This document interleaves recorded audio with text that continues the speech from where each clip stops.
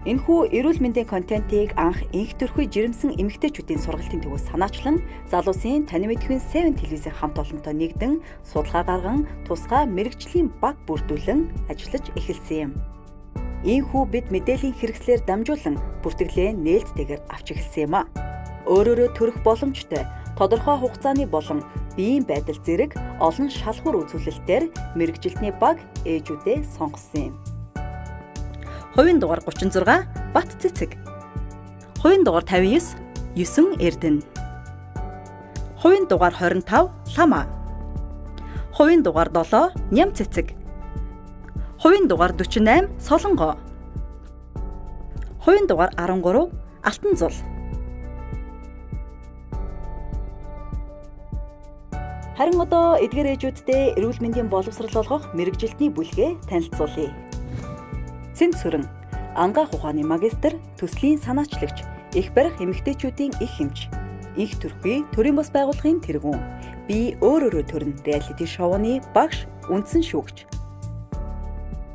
Алтан цэцэг, их ургийн ангаах ухааны мэрэгжилтэн, их барих эмэгтэйчүүдийн эмч, би өөрөөрөө төрнө реалити шоуны хяналтын эмч. Нимасүрэн, эмзүйч, би өөрөөрөө төрнө реалити шоуны эмийн зөв хэрэглээ дугаарын багш, зочин шүүгч.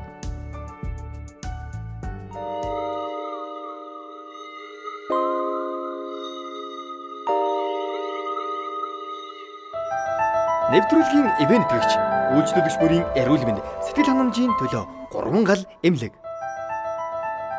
Эрүүл амьдралын энгийн жор, сайн дайман нэмтэй сөв. Гэр бүлийн эрүүл мэндийг дэмжигч байгууллагууд.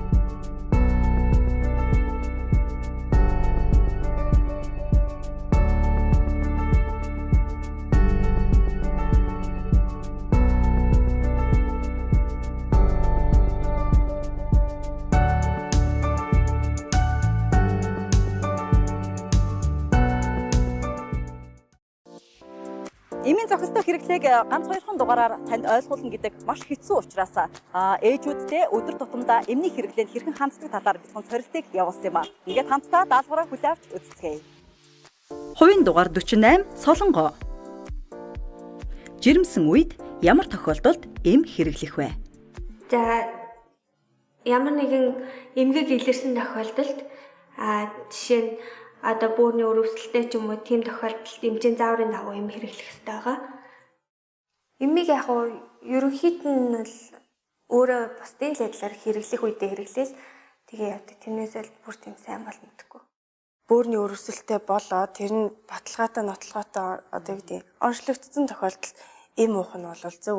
Гэхдээ эмчийн хяналтанд яг нөгөө нэг ярьдгаараа те тодорхой хугацаанд тодорхой тунгаар зөв цагтаа уух хэрэгтэй. Энэ бол зөв. Тэгээд өөрөө нэг асуултандаа их зөв гаргалгаа гаргаад ингэсэн учраас бас их зөв хариуллаа л гэж үзэж байна. За би угаасаа өвддөг дөө ер нь би ингэдэг шүү. Одоо бөөрийн өрсөлийн надад байгаад байдаг шүү гэж жирэмсэн болсон хойно нэг жоохон шинж тэмдэг ажиглагдсан готор мэд ууж ивэл энэ бол маш одоо эмийн буруу хэрэглээ болоод ирнэ. 4 оноо үгүй. Хугацаа бол зөндөө байсан. Өөр 18 секундэд хариулсан байна. Тэгэхээр хугацаанд багтаад дахиад илүү нөгөө таны хүсэж байгаа те. Үнэхээр намайг эмч үзээд онцлоод бөөрийн өрсөл байна гэх юм бол би эм ухаасаа гэдэг хариултыг илүү дэлгэнгүй өгсөн байсан бол би 5 оноо өгөх байлаа. Тэр хариултуудыг жоохон дутуу өгсөн учраас 4 оноо өгнө. Яалчилсан эм гэдэг имийг бол огт хэрэглэхгүй гэж бид нар бол хэлэхгүй. Яг тодорхой өвчний заалтаар бол эмийг хэрэглэн тийм ээ. Тийм хэрэгэлдэг. Тэгэхээр энэ дээр бас хүн болгон бас нэг жоохон буруу ойлголттой болчихж магадгүй. Айл болохоор хэвийн явцтай жирэмсэн эмэгтэй хүн бол эм хэрэглэхгүй. Энэ хэрэглэх гээд байгаа одоо амин дэм эрдэсээс юу байдгийг энийг болжгүй юугаар авах гээд байгаа вэ? Хоол хүнсээрээ авч болдгиймаа гэдгийг бид хэлээд байгаа. Тийм учраас би солонгоо 4 оноо өгнө. Жирэмсэн үед бие өвдөхөд нөхөртөө эм захина. Нөхөр тань эмийн сангаас эм авч ирэхэд та эргэлзэж уух уу, эргэлзэхгүй уух уу? Яагаад? За өмнө яг тэр эмийг хэрглэж исэн одоо хэрэглэх шаардлагатай тохиолдолд гарсан бол эргэлзэхгүй уун. Яг ямар төрлийн эм ууж байгаа бас өөрөө хянана. Тухайн эм нь яг миний өвдөлтийг намдаах уу, ямар зорилготой эм бэ гэдгээ бас харж иж байна. урд хэрэгэлсэн эмээ одоо хэрэглэнэ гэдэг маань бол нийт одоо хүмүүст ажиглагдаж байгаа бас хамгийн алдаатай ойлголт байдаг. Юу гэхээр өмнө нь уугаал болол байсан юм чи одоо ч гэсэн болно гэж байгаа.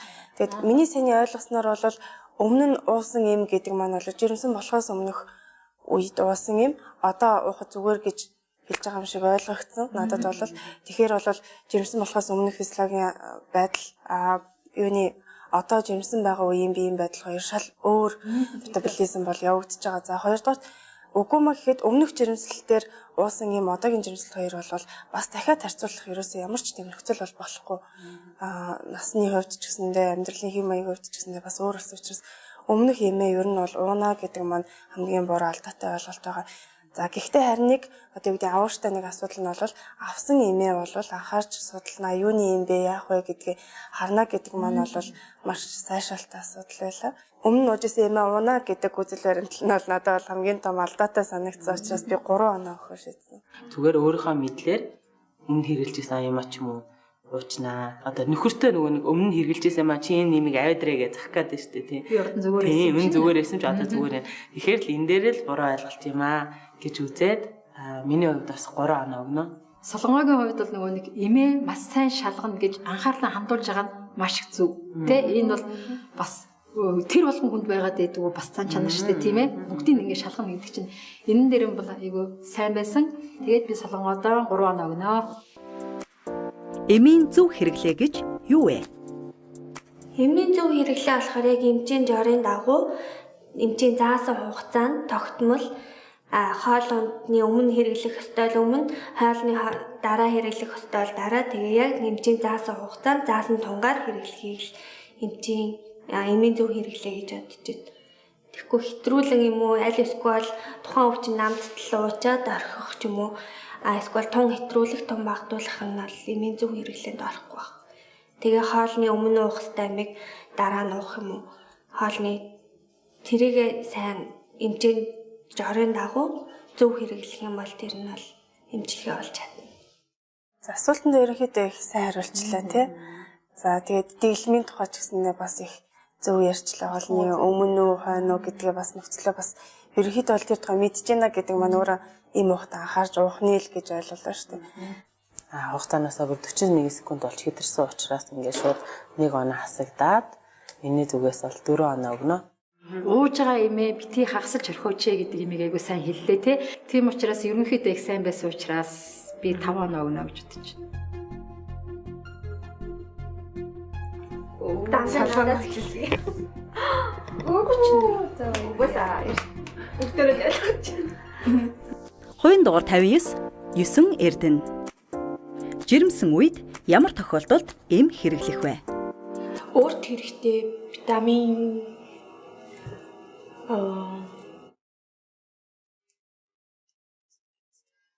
нэг ямар нэгэн бүр их тонус өссөн тонусны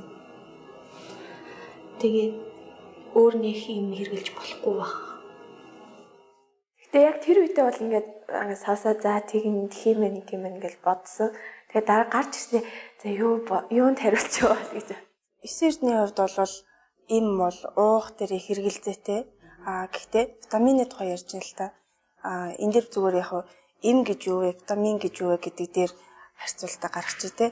За им гэдэг маань ерөнхийдөө бол эрсийн гаралтай, мал амьтны ургамлын гаралтай, химийн гаралтай гэдэг олон янз байдаг.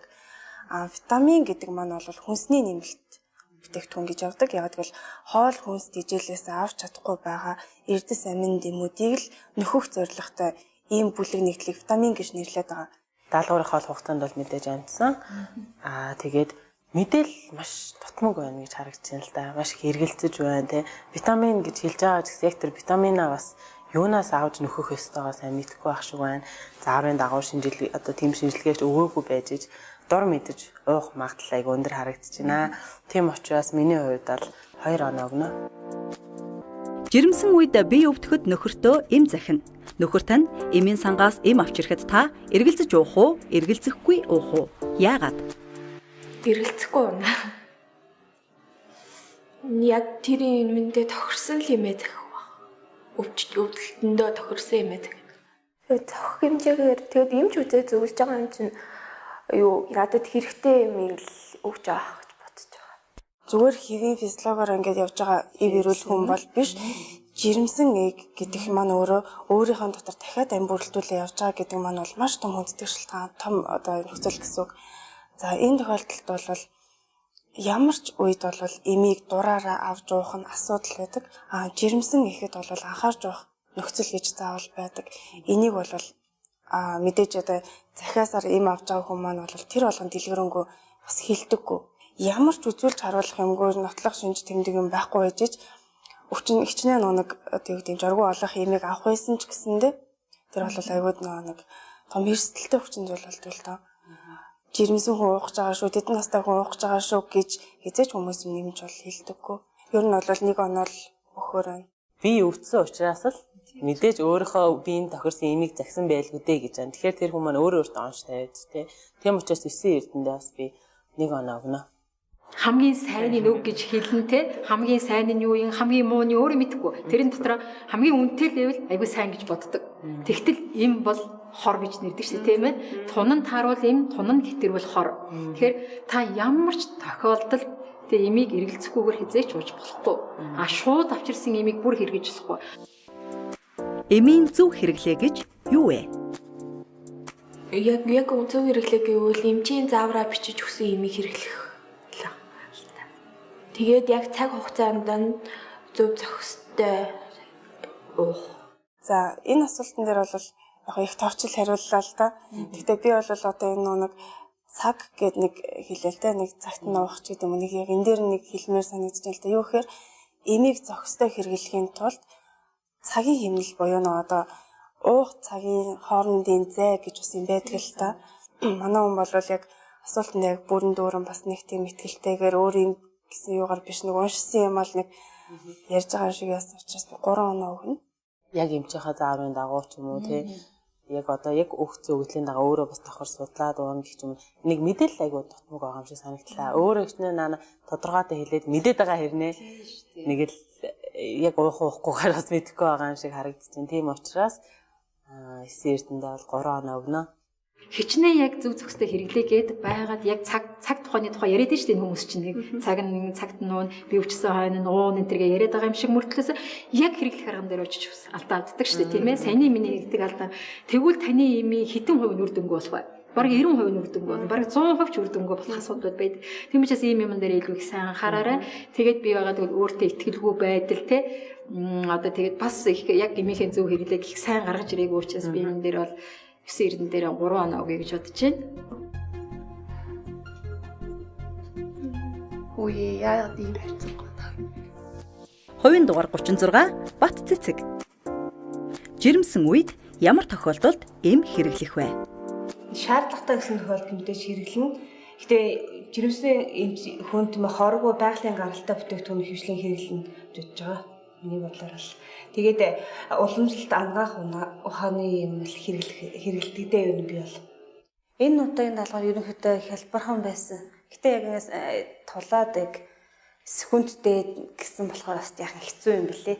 Тэгэл нэг яг 30 секунд болчвол нэг оноо хасан гэсэн тэгэн гутсан л сонирхол авчиж байгаа. За хурдан харилцахгүй бол болохгүй юм байна. Оноо нэг хазагдчих юм ингээл айгүй товчхон тэгээд бас бодоод тасан чи амар нэг ойлгомжгүй хариулцсан санагдсан. Гэтэ ер нь би хариултанд бол ерөнхийдөө нэг тийм муу хариулсан гэж бодохгүй. Уламжлалт эм маань өөрөө ариун баялаг түүхтэй амаас ам дамжсан ийм одоо эмчилгээний хэлбэр гэх юм уу? Ер нь бол манай ардын ангаах ухаанаар амаас ам дамжиж үлдсэн байдаг штэ.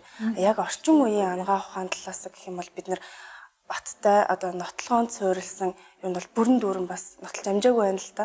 Яг жирэмсэн байгаа үедээ ямар нэг юм тохиолдлоход уламжлалтын нэмээ уун гэдэг маань өөрөө их өрөөсгөл ойлголт гэж үзэж байна. Тэгээд баццэгтээ би 3 оноо өгнө. Яг л жирэмсэн эмэгтэй хүн гэдэг бол өөрөө өвчин биш тий энэ одоо физиологийн үйл явц учраас ямар ч тохиолдолд эм хэрэглэхгүй байхыг бүх жирэмсэн эмэгтэйчүүд хичээх хэрэгтэй тий. За миний хувьд бол 2 оноо өгж байна тий. Миний хувьд болохоор оролцогч бат цэцэг маань хугацаанд бол амьдсан. Хугацаанд амьдсан. Гэхдээ эмийг хэрэглэхгүй гэж байгаа хэрнээ уламжлалт эмийг бол хэрэгэлдэг дээ гэдэг дээр бол би шууд оноо хасмаар байна. Миний хувьд 3 оноо өгнө. Жирэмсэн үед бие өвдөхөд нөхөртөө эм захина. Нөхөр тань эмийн сангаас эм авч ирэхэд та эргэлзэж уух уу, эргэлзэхгүй уух уу? Яагаад? Эргэлзэж уун. Надад хортой байна уугүй мэдээж би мэдхгүй. Яг ямар юм авчирч яг заавар эмчийн заавар өгөө би эмчт үзүүлэг болоход би ер нь юм уухгүй. Яагаад гэвэл эмчийн эм гэдэг зүйл чинь тийм дураараа хэрэглэх боломж бүтээгдэхүүн эмчт үзүүлжээж дараа нь тийм эмчээсээ эмээс ангаас эм авах заавраараа эм авах хэрэгтэй гэж бодож байна. Хөвчлэн нэг аав ээж нэг эм тариа ерөнхийдөө өөрт чинь тийм сөрөг талтай угаасаа бүх зүйл чинь гээл хоол ундаа сайн идэл байж хам бол ерөнхийдөө болно. Тэгээд уламжлалт талаараа эмчлэл зүгээр гээл ерөнхийдөө тэгж ярьцгаад тэгээл би айлуулах тийм л юм хэрэглэе даа гэж боддог шүү дээ. За тэгээ баццгийнхаа хувьд бол асуултанд одоо товчхон буюу эргэлзэж уuna гэдэг маань зөв 4 оноо өгнө. Яг л асуултны дагуу бол зөв хуурайлтаа өгч чадлаа. Тэгээд хичнээн эргэлзэж уунаа гэж хариулж байгаа ч гэсэн ардаас нь бас тайлбар их сайн өглөө тийм ээ. Миний хувьд бол бац цэцэгтэй 5 оноо өгнө. Одоо эргэлзэж уучгаа бац цэцэгтэй 4 оноо өгнө. Эмийн зөв хэрэглээ гэж юу вэ? Эмийн зөв хэрэглээ гэдэг маань мэдээж тухайн хүн өөрийнхөө биеийн онцлогт ямар өвчин туссан бэ? Тэгээд насныхаа онцлогт хамаарна тийм ээ. Өөртөө зөв эмийг цаг хугацаатай зөв хэрэглэхийг эмийн зохистой хэрэглээг нь бас тэгээд бас эмчийн заавартай тийм ээ эмчт үзүүлээд эмчийн заавартай заавар авч хэрэглэх хэрэгтэй гэж бодож байна. Би ч нэг эмийг яг зөв зохистой хэрэглэдэг. Яг цагийн яг төдөн цагт хэрэглэсэн бол одоо яг төдөн цагт хэрэглэх стаж юмрын мартчихдаг. Тийм болохоор аль болох нэг эм хэрэглэх байх боддог ерөөхдөө. Яг саяны хэлж байгаа санаа бол зөвлөдөө хизээ уух ямар тунгаар уух яаж уух гэдэг маань бол зохистой хэрэглээний хамгийн зөв хэлбэр. Гэхдээ энийгээ та мэдж байгаа чинь зөв өшөө дахиад амьдрал дээр чи хин нэгэн тохиолдоод яг ийм асуудал гарах юм бол бити зөвлөөрэй. Одоо муухайгаар хэлгээд те бити зөвлөөрэй. Тухайн эмчилгээ чинь яг тухайн цаг үедээ танд л аягүй санаар тохирсон өөр тэр зөвлөж байгаа хүнд чинь тохирохгүй ч байж болно. Та зөвлснөөрөө л зохисгүй хэрэглээ рүү оруулдаг л гэсэн ийм санааг бас хэлмээр байна. За тэгээд ер нь бол зохистой хэрэглээний тухай эргүүний үед гэхэд бас гайгүйсэн мэдээлэлтэй байна гэд би 4 оноо өгөхөөр шийдсэн. Би нэг бол 100% сайн хариулсан гэж үзээд 5 оноо өгнө. За миний хувьд бол бац цэцэг маань харьцангуй их хувь хүнийхээ хувьд те маш зөв ойлголттой байгаа юм байна гэж үзээд би 5 оноо өглөө. Юм ч шүү дээ. Одоо чи явах гэж ирсэн юм цэцгээ? Хэлээрэй. Авга бацтай яа чи. Хойлоос үлдсэн ямар юм бэ? Баач авах гэж таарсан байна. Нэвтрүүлгийн ивент гэгч үйлчлүүлэгч бүрийн эрүүл мэнд сэтгэл ханамжийн төлөө 3 гал эмнэлэг. Эрүүл амьдралын энгийн жор сайн дайман нэмтэй сөв. Гэр бүлийн эрүүл мэндийг дэмжигч байгууллагууд.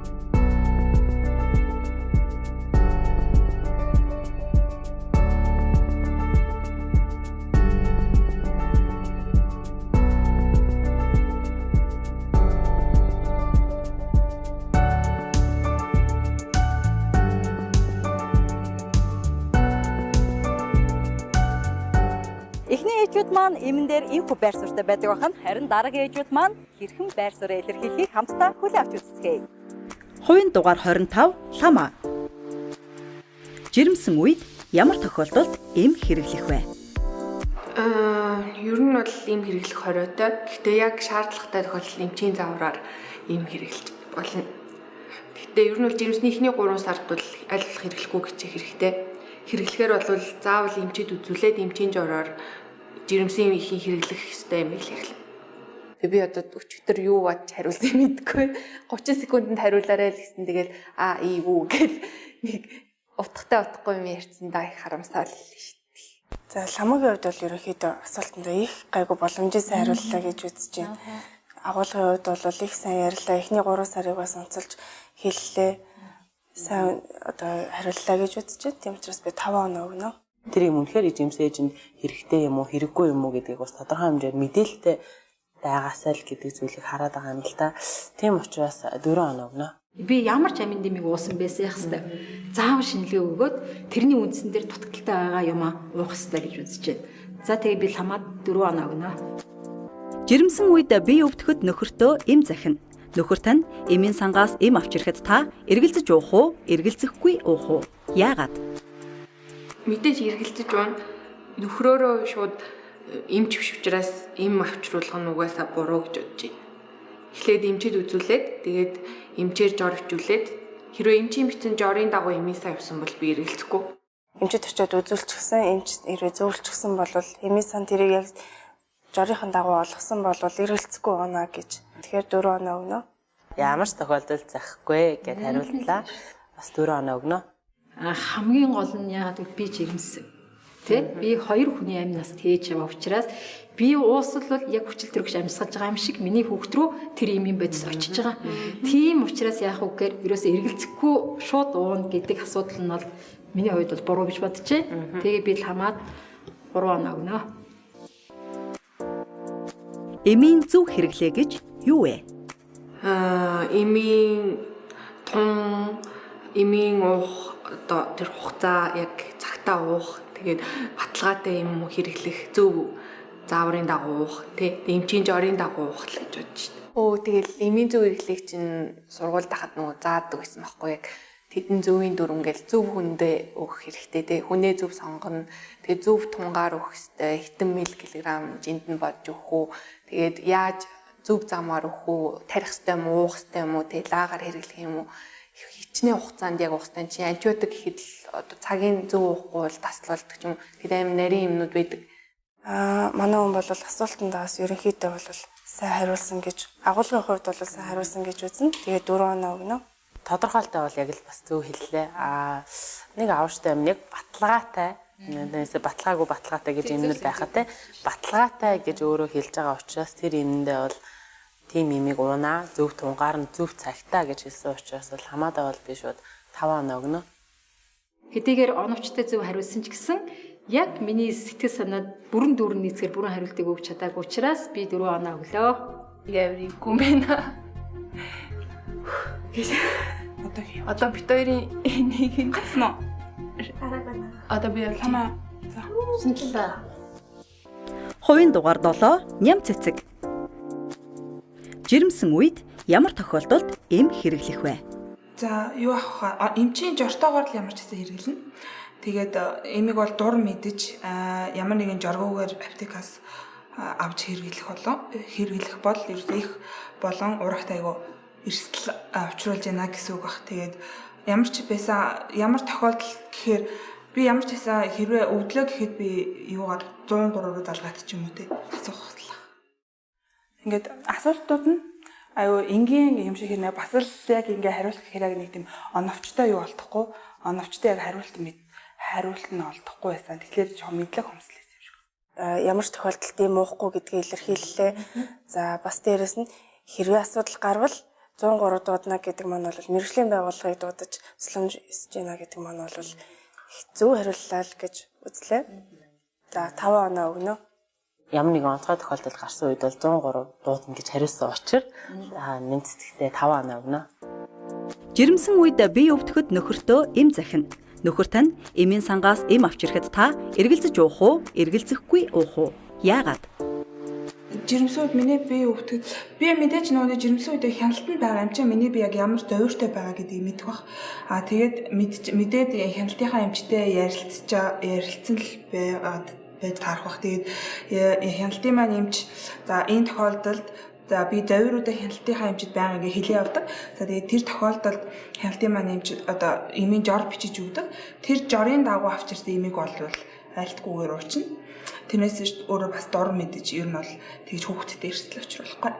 За асуултанд бол их тодорхой хариуллаа гэж үзлээ. За эргэлзэхгүй уух шалтгаан нь юу вэ гэхээр хяналтын эмчээ их тодруулаад зөв хэлжлээ тий. Хяналтын эмч удаан хугацаанд хянуулаад ингээд байж байгаа учраас миний бүх биеийг мэднэ гэдэг нь бол хамгийн зөв тайлбар байлаа. Тийм учраас эмчийн зөвлөгөөний дагуу эмийг бол уух нь зөв гэд 4 оноо. Тэгээ тэрнийг өөрийнх нь хяналтын эмч нь өөрөг нь удаан хугацаанд хянсан эмч бичиж өгсөн учраас итгэж уунаа гэж байгаа. Тэгэхээр энийг бол би зөв хариулт гэж үзээд ингээд 4 оноо өгнө. Юу юуны төрөнд л энд нэг үзүүлэл, тэнд нэг үзүүлэл, энэ сайн гэсэн болгонд өсөрч очичод эмчилгээ хийх юм бол энэ таныг юусэн мэдхгүй хүнтэй та уулзж байгаа, цоошин хүнтэй нүүр тулж байгаа гэдэг л аюу сайн хянах гэдэг. Гэхдээ ерөнхийдөө маш сайн хариулсан. Тэгээд би 4 оноо өгнө гэж бодож байна. Эмийн зөв хэрэглээ гэж юу вэ? Эмийн зөв хэрэглээ гэдэг нь за ийм бол ерөөсөө онцгой бүтээгдэхүүн.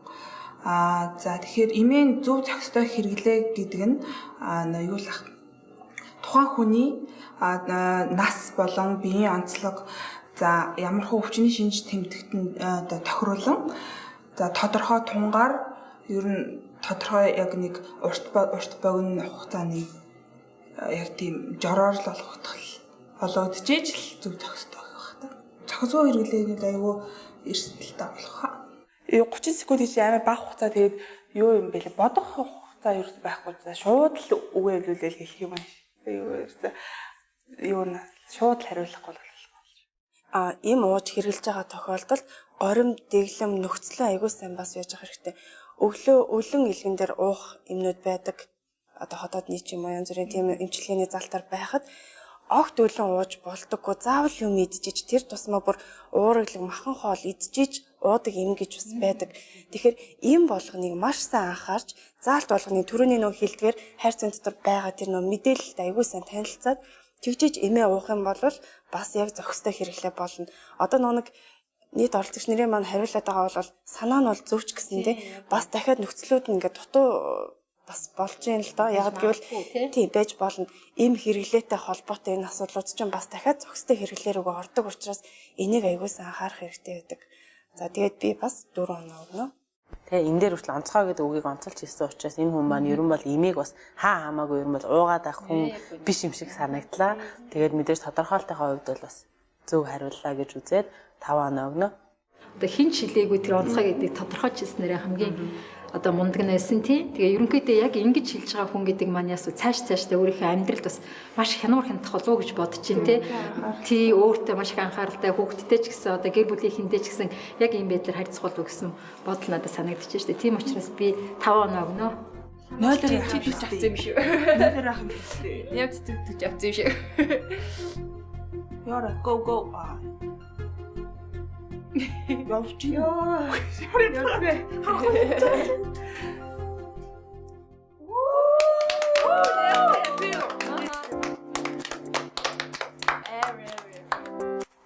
Эмийг би яг мэдхгүй ч гэсэн эмийн орт найрлагч юм уу те тэр мэдхгүй ч гэсэн яг эмний хэрэглээний тал дээр аюу нэлээд хатуу байр суурьтай байдаг хгүй. Маань хөр бит хоёр хоёлаа. Тэгээ хоорондоо бас зөрчилдөх юм аягүй гарна.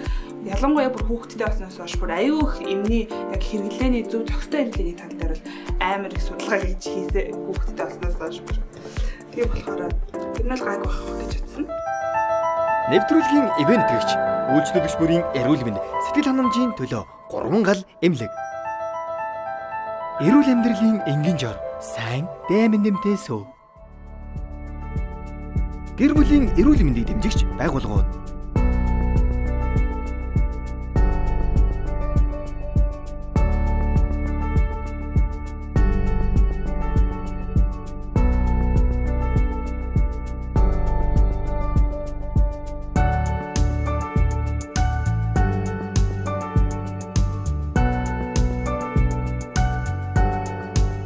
Уламжлал ёсоор хичээлийн манд булан эхлэж байна. Энэ удаагийн сэдв эмийн зохистой хэрэглээ. Эм зүйчийн ярианд хамтдаа анхаарлаа хандуулъя. За сайн байцгаана уу? За өнөөдөр та бүхэнд эмтэй холбоотой сэдвээр эмийн зохистой хэрэглээний тухай ярилцахаар ирсэндээ баяртай байна. Намайг Нямасуран гэдэг эм зүйчийн мэргэжилтэй. За ингээд өнөөдрийн та бидний уулзах болсон шалтгаан маань бол нийгэмд маань эмтэй холбоотой харилцаанууд одоо маш их байдаг тийм. Жирэмсэн ээжнэр гэлтгүү ерөнхийдөө бол нялх хүүхдтэй ээж нарын хувьд ч гэсэндээ энэ бол бараг тутны найз шиг амьдралынх нь хэрэгцээ болоод ирсэн байдаг. Тэгэхээр энэтэй холбоотой юуг анхаарах ёстой, энгийн хүмүүс амьдралдаа өдөр тутамдаа эмийг ер нь юу гэж ойлгох ёстой тухай одоо өөрийнхөө зүгээс ярья гэж бодож байна. За тэгэхээр эмийг бол бид нар биологийн зэвсэг гэдэг утгаар нь бас ойлгох хэрэгтэй юм цаг үе бас ирээд байна гэж үзэж байна. За учир нь гэвэл хүмүүс бол ялангуяа манай монголчуудын хувьд бол айгүй дураараа гэж хэлдэг те.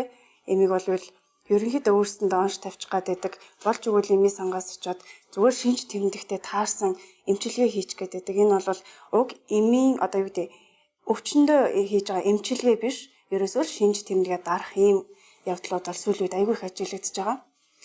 За хамгийн түрүүний асуудал гэх юм бол эмийг зохистой хэрэглэе гэж ярьдаг те. Зохистой хэрэглээний тухай та нар юу гэж боддог вэ? Өвчнийхээ шинж тэмдгийг шалтгааныг эмчтэй үзүүлээд эмчийн жороор л бичиж авсан эмийг хэрэглэхийг л зохистой хэрэглэх баг та. Яг тогтсон тунгаар. Тэгэхээр ер нь бол нэг дэлхийн эрүүл мэндийн байгууллагаас гаргасан зөвлөмжийн дагууч гэдэг за эрүүл мэндийн яам гэж ярьдаг те. Манай салбарын гол эрүүл мэндийн асуудал хариуцсан байгууллагаас ч тэр ер нь бол эмийг зохистой хэрэглэе, зүй зохистой хэрэглэж чадахгүй бол энэ бол аюултай зэвсэг юм а гэдэг тухай маш их ярьдаг. За яг энэний дагуу хүн болгоны нэг толгойд орсон ч юм уу цээжинд орсон байдаг үг бол эм бол одоо тунгийн тааруулбал эм, тунгийн хэтрүүлвэл хор юм а гэсэн үгнүүд хэлцээр явдаг. За зохистой хэрэглээний ард бас дахиад нэг цээжлэгдсэн ч гэдэг юм уу альбом форматны үгнүүд байгаа гэдэгтэй юу гэхээр эмийг зөв цагт нь зөв тунгаар одоо тий зохих хугацаанд нь уух юм бол энэ бол зохистой хэрэглээ юм а гэж ярьдаг. Энэ бол зөв гэхдээ бас дахиад дутуу ойлголт байдаг.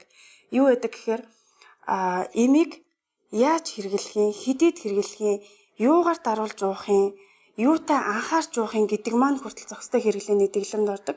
Өшөө дээрээс нь дахиад орхигдоод байдаг нэг асуудлууд бол ерөөсөө л эм юутай харилцан үйлчилж болдго юм бэ? Бидний өдөр тутам мэдэж удаг хоол хүнс өшөө дээрээс нь хамт хэрэглээд байгаа эм хоорондоо яаж харилцан үйлчилдэг юм бэ?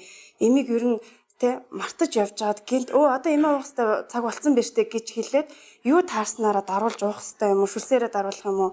Өлөө үедээ уух юм уу, хоолны өмнө уух юм уу, дараа уух юм уу гэдэг маань хүртэл зохистой хэрэглээний дэглэмдээ орж байдаг. Тэгэхээр бол энэний цаана юу хэлэх гээд байна гэхээр эм болгон өөрийн гэсэн өрмөц шин чанартай байдаг. Өглөө өлөн дээр уух юм байлаа гэхэд заавал махан хоол ч юм уу, уургалаг юм эзний дараа уух эмч гэж бас байдаг. Үгүй маа гэхэд одоо хоногийн хэмнэл гэж ярьдагтай бид нар хоногт 24 цаг байдаг. Хүмүүсийн бие организм өглөө илүү сэргэг байдаг бол орой илүү тайван байдалд ордог. Зарим нэг эмийг өглөө босонготой өлөө үедээ уух хэрэгтэй байхад заримдаа унтахынхаа өмнө уух шаардлагатай юмнууд байдаг. Гэхдээ энийг юунаас арах вэ гэвэл эмийн үйлдвэрлэгчийн өгсөн мэдээлэл буюу хайрцагт байдаг тэр нэг scribe гэж ярьдаг. Тэндээс харах боломжтой байдаг. Тэгэхээр эндээс бол уухынхаа өмнө маш хариуцлагатайгаар энэ юм ямар найрлагатай юм, юутай хамт хэрэгжилж болох юм, юуг анхаарах ёстой юм, гаж нөлөө нь юу гарч болох вэ, юуг цээрлэх вэ гэдгээ аягуулсан анхаарч харах ёстой байдаг. Хэрвээ яг энэ дэглэмийн дагуу ууж чадах юм бол энэ бол зохистой хэрэглээ болж чаддаг. Тэр байтугай надад 3 цагаар ууж исэн юм танд 2 цагаар уух тохиолдол байдаг. Энийг бол эмчийн эмчилгээний тактик гэж ярьдаг те. Тунгийн дэглэм, цохилтын дундаа хүргэх гэж ярьдаг. Өдөрт 3 цагаар уугаарай гэд эм бичээд өгдөг те. 3 цаг гэдгийг манайх юу гэж ойлгодог вэ? Автоматар өглөө өдөр орой гэж бодчихдаг те. Өглөө гэдэг чинь ер нь хэдээс хэдэн цагийн хооронд юм. Өдөр чинь хэдээс хэдийн хооронд ярьдаг те. За бүр орой 7-8 цаг үед за оройны цаг болж энэ доо гэд юм уух чинь хоорондоо цагийн динамик шал өөр ахгүй юу? Гэтэл яг энийг ангахандаа буюу эм хэрэглэхдээ өдрийн 3 цагаар уугаарай гэдэг дэглэм маань бол хоногт 24 цагаар 3 уугаад 8 цагийн зайтай уугаарай гэсэн хэллэг байхгүй юу?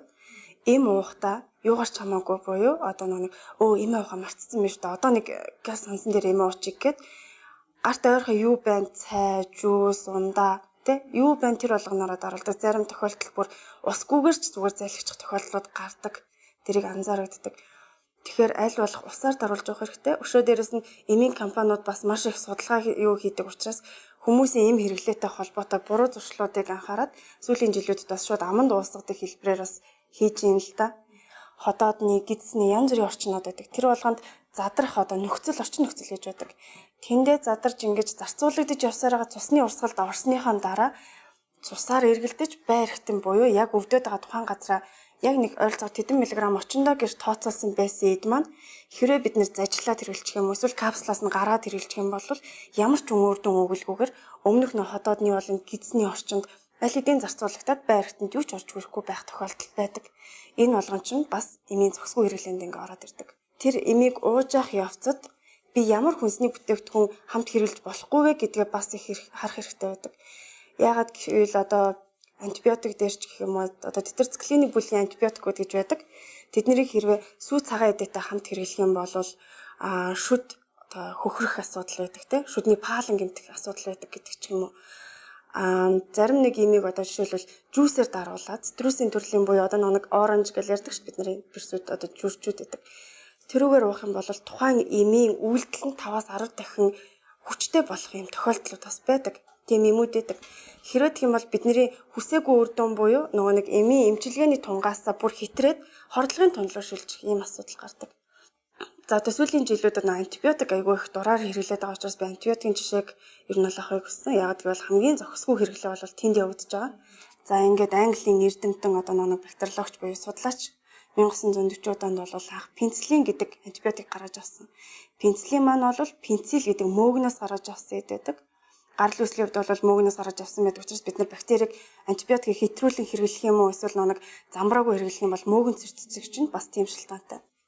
Ингээд сүүл жилүүдэд одоо антибиотикууд маш одоо тухай юу гэдэг зөвхөн грамм 90 грамм сүрэгч гэдэг юм уу нэг үйлдэлтэй онцгойсон бактерид үйлчилдэг байсан бол сүүлдээ маш өргөн хүрээний антибиотик буюу ямар ч бактери ямар ч эсрэг бит байсан тэрийг устгах үйлдэлтэй маш хүчтэй антибиотикууд гарч ирсэн. Синтез яргаж гаргасан байгаль дээр ч гэсэндээ тий ургамал юунаас гаргаж авсан. Одоо шинжлэх ухаан маш их хөгжсөн. Гэхдээ эргээгээд одоо сүүлийн жилүүдэд энийгээ бид нар маш замбраагүй хэрэглэснээс болоод эргээгээд нөгөө нэг антибиотикийг зохион бүтээхээс өмнөх 90 үеилүүгээ буюу бид нар нөгөө нэг ямар нэгэн халдвар авахад ямар ч анхны цэцлэмж үзүүлж чадахгүй байж байгаа нас барах хэмжээний тийм эрсдэл рүүгээ одоо эргээгээд явж байгаа. Яагаад гэвэл бидний нөгөө замбраагүй хэрэглэнээс болж байгаа. Юу гэхээр бактери янз бүрийн халдвар байхгүй байхад ч гэсэндээ бид нар антибиотик хэрэглэдэг. Ямар ч шаардлагагүй үед ууж байгаа антибиотикоо бид нар маш буруу хэрэглэдэг. Юугаар ч хамаагүй даруулж уудаг. Шинж тэмдэг дөнгөж өнгөцгөн дарагдахад эмээ уухаа мартаад хайдаг. Эндээс болоод тасал үүсдэг те маш их антибиотикийн таслууд гэж их ярьдаг. За ийм аюулууд бид нарт нүүрлэж байгаа. 1950-ад оны ихэнх үед гэх юм уу тайвшруулах үйлдэлтэй Германы нэгэн эмийн компани тайвшруулах үйлдэлтэй нэг эмийг зохион бүтээсэн. Уг эм юу гэхээр альва нэгэн донтол ч юм уу хордлох ч юм уу ямар нэгэн тийм хүчтэй тийм үйлдэлтэй эмийг л одоо тайвшруулах, хунтуулах одоо тийм зорилгоор нэг эм бүтээж одоо тэр эмийг талидомид гэдэг байжээ. За тэр эм болвол тухайн үедээ болвол үнэхээр гайхалтай үр дүнгээ үзүүлсэн. Яагаад гэвэл тайвшруулах нөлөөтэй. Бид нар тайвшруулах зорилгоор хэрэглэсэн учраас тайвшруулах нөлөө үзүүлсэн. Олон улсад энэ эм маань одоо түүхсэн. Жишээлбэл ганцхан Германд ч биш зэрэгэлдээ улс орнуудад энэ эм ийчээд бас дахиад одоо юу гэдэг хэрэгцээтэй болоод ирлээ шүү дээ. Тайвшруулахад үнэхээр үр дүнтэй юм байна. Номер 1 сонголт болж эхэлсэн. Сүүлдээ яасан гэхээр жирэмсэн ээж нэрийн хордлого буюу эхний үеийн хордлого гэж ярьдаг бид нар нөгөө огж бөөлждэг 50 биш болдог организм те хоол идэж чадхаа байдаг янз бүрийн үнээр юу авч чадхаа байдаг. Энэ бүхэнд тайвшруулах зорилгоор энэ нэмийг хэрэгжилж эхэллээ. Ерөнхийдөө маш олон орнд ээж нар энийг хэрэгжилж жирэмсний үедээ бол маш ихээр ууж хэрэгэлсэн. Гэхдээ үр дүн яасан гэхээр бидний хүсээгүй үр дүн буюу гарч ирсэн буюу төрсэн хүүхэд нь мөчтийн хөгжилгүй хүүхдүүд гарч ирсэн. Өөрөөр хэлбэл тооцоолоогүй гарч нөлөө гарч ирсэн тэн дээр. Юу харагдсан гэхээр ер нь бол ялангуяа жирэмсэн ээж нар бол жирэмсний ихэн буюу дунд сүүлийн хугацаанд маш анхааралтай байх хэрэгтэй. Гэхдээ дур зоргоороо ямар нэгэн эмийг ууж хэрэглэх нь буруу юм а гэдэг одоо мессеж тэндээс гарч ирсэн. За дээрэс нь талидомидын сүрэл хэмжээнийг тэнд тэмдэглэсэн. Энээс хойш ерөнхийдөө бол жирэмсэн ээж нарт хэрэглэх эмийг тусад нь лаборатори судалгаагаар явуулдаг болсон. Хэлт амьтан дээр туршиж ээж нарт өгөхийг зөвлөдөг болсон. Тэгээ нэмэлтээр яг зүгээр ингээд хэлэхэд та нар одоо үнэхээр ийм уух шаардлага гарах юм бол хайрцагын дээрс буюу савлгаан дээрс жирэмсний категори буюу эм хэрэглэх нөө гаж нөлөөний категори гэж байдаг. Тэндээс зөвхөн A зэрэглэлийн буюу бүр жирэмсэн ээж нарт хүртэл аюулгүй гэсэн судалгаагаар батлагдсан зэрэглэлийн энэ эмийг л хэрэглэх шаардлагатай. Зарим нэг үед бол B, C, D гэд жирэмсний эм 6 категори байдаг. Эндээс зөвхөн A-ийг нь л та нар хэрэглэх боломжтой. Тэгэхээр яг энэ одоо A категорид багтах эм гэж маш ховор байдаг. Тэгэхээр юу гэж хэлдэг гэхээр байглаасаа л ер нь л битэн эм хэрэглээрээ. Болж игэл физиологиороо буюу өөрсдөө байгаарай. Дээрэс нь өршлөн сэргийлэлээр амьдралын дэглэмээ зөв байлгаад хоол хүнсээрээ хөдөлгөөнөөрөө аль болох эрүүл байгаарай гэсэн эм мэт байдаг. Эрүүл мэндийн байгууллагт буюу дан ганц эмчэд, эмзүүчэд тэ найдаж өөрсдийнхөө эрүүл мэндийг найдаж орхих бол хамгийн буруу зуршил юм аа. Яагаад гэвэл өөрсдийнхөө гэсэн эрүүл мэндийн боловсролоо маш дээшлүүлэхгүй бол яг үнийг хэлэхэд одоо эрүүл мэндийн салбарын тогтолцоо маань өөрөө маш нэг эмзэг юун дээр байгаа. Хүн болон 3 дахь шатлалын эмнэлэг рүү явдаг болчихсон. Ачаал одоо нэг тэнцвэртэй байдал гэдэг юм байхгүй болсон шүү дээ. Тийм учраас 3 дахь шатлал болгон руу очиод ирэхээр тавих ёстой хяналтуудаа шат чатандаа тавьж чадахгүй болчихсон. Юу гэдэг миний эрүүл мэнд бол тэр эмчд хамаатай биш, тэр эмзүүчд эмийн санчид хамаатай биш гэдэг утгаар маш хариуцлагатайгаар альва эмний хэрэглээтэй холбоотой, ер нь эрүүл мэндийн чиглэлтэй холбоотой юм дээр их сериусны хандаж одоо тэр төлөв юм уншиж судалж мэдж байгаарай гэж хэлэх байна. За ингээд та нарт бас шоунд нь амжилт хүсье.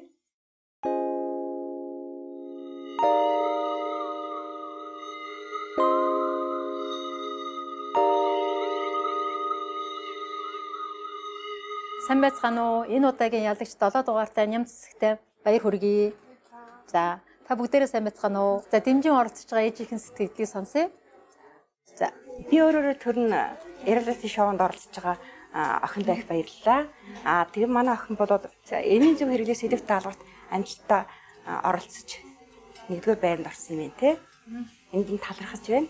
Миний хүүхэд энэ реалити шоунд өөрийнхөө ил зориг, цаг боломж зав зайгаа ашиглан амжилттай оролцож байгаад нэг талархаж байна. Дэмжиж байна охиныгоо. Цаашд улам булдаан тэмцээндээ улам их амжилт гаргаж оролцоороо. Бусад бүсгүүчдэд ч гэсэн амжилт хүсье. за ер нь ингээд танай охин хэр зэрэг юм хэрэгэлдэг байсан бэ? Жирэмсэн болохоос өмнө жирэмсний эхний сарууд ч гэсэн одоо энэ хүртэлх хугацаанд шоунд орох хүртэлх хугацаанд юм хэрэглэж байсан уу? Одоо бас юм хэрэглэж байгаа юу? Эмийн талаар таны бодол ер нь ямар байдгүй те? Эмийн зөв зохистой хэрэглээний талаар бол би бас ном сэтгүүлээс уншиж мэддэг. Манай охин бол ер нь бол нэг эм хэрэглэхийг илүү үздэггүй. Тэгтээ бол ер нь бол энийг орлуулахын тулд одоо витаминлэг чаналлаг төлөв хоол ундаараа одоо хангаж яадаг да. Тэгэл эрүүл агаарт гарна, хүүхдтэйгээ зөв амралтаа зөв зохицуулна, ажил амралтаа зохицуулах, хоолундаа зөв зохицтой хэрэглэх. Тэгэл ерөөсөө ийм нэг хэрэгэлдэггүй шүү дээ манай. Тийм ийм хэрэгэлдэггүй тийм. Маш сайхан санаа тийм. Ийм болгоныг бид нэр уяагаад өөрийнхөө хоол хичээлээс авдаг. Жирэмсэн ээжүүд маань ямар хоол хичээл идэх хэрэгтэй вэ гэвэл мэдээж шимт хичээлээр сайн хоол идэх хэрэгтэй. Тэгээ би энэ дээр бас нэг нэмээд юу хэлэх гээд нэг энэ хоол идэх гэдэг чинь ямар хүмүүс айгүй их нэг эмийн хэрэглээтэй байдаг гэхээр мэдлэггүй хүмүүс эмийн хэрэглээтэй байдаг. Тэгээ манай ням цэцгийн хувьд би мундаг мэдлэгтэй байна гэж бодож байсан шүү. Ямар ч байсан эм гэдэг бол онцгой бүтээгдэхүүн гэдэг энэ хүн айгүй сайн ойлгосон учраас танай гэр бүлийг би эмийн их баг хэрэглээтэй хүмүүс байна гэж ойлгосон. За ням цэцэг маань энэ удаагийн эмийн зөв хэрэглээний талаар ялсан байгаа. Тэгээд таны сэтгэл ямар байна? Маш баяртай байна. Ямар ч гэсэн эмийг буруу хэрэглээс маш их эрсдэлтэй болдог гэдэг би өөрөө. За тэгээд ямар ч гэсэн эмийг зөв зөвхөстэй хоол орчин юм те. За бүр 10 тохиолдол эмчийн зааврын дагуу, эмчийн жорын дагуу хэрэглэх хэрэгтэй гэдэг юм. Тэгээд яг нь юунасаа даалгаврын дараа хичээл дээрээс бол бас мэдгүй зөндөө олон мэдлгүүд авч мэдсэн. За тэгээд жишээ нь гэхэд нэг капсултай эмийг заавалж залгих хэрэгтэй юм байна. Яагаад гэвэл тэр капсултай эмийг залгиж хэрэглэснээр яг тэр өвчтөй байгаа байр хэтэндээ одоо хүрч тэр эм маань үйлчлэх юм байна. Маш сайн ойлгосон. За тэгээд би бол капсултай эмийг ингээд залгаад өгөх надад эвгүй санагдав. Юу ингээд задлж явах тохиолдол ч юм уу те байдаг. За яаж явах юм бол гэдэг хилцээх бас тохиолдол байдаг. Тэгэхээр хичээл дээрээс бол маш сайн аюул их зөвлөгөө. Баяртай. За тэгээд эмийн зөв хэрэглээний яалагч ням цэцэгтэй Cover брендийн бэлгийг гардуулъя. За баярлалаа. Амжилт, эрч хүчтэй байгаарай. Эрүүл сайхан төрөөрэй. Тий. За баярлалаа. Нэвтрүүлгийн маань энэ удаагийн сэдв эмийн зохистой зөв хэрэглээ байлаа. Үзэгч та бүхэн маань зайлшгүй эм хэрэглэх тохиолдолд эмчийн заавар зөвлөгөөний дагуу мөн тэрхүү эмний заавартай маш сайн танилцж олон дахин шүүлт хийсний үндсэн дээр ууч хэрэглэж байгаарай гэж зөвлөж байна. Гол нь эрүүл сарвал амьдрахын тулд эмээр биш та бүхэн маань эрүүл амьдралын хэвшлийг өөртөө бий болгох нь чухал юм шүү. Ингээд гигэн бүхнийг хамтдаа бүтээцгээе. Би өөрөөрөө төрнө реалити шоу.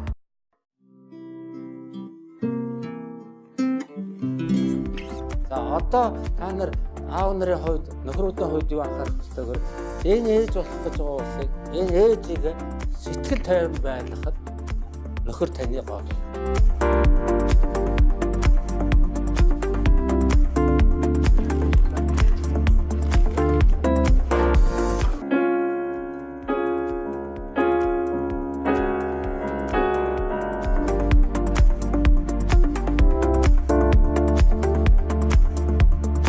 Эхний даалгавар бол гинтийн бэлэг. Нэлээд сэтгэл хөдлөлтөй шүү.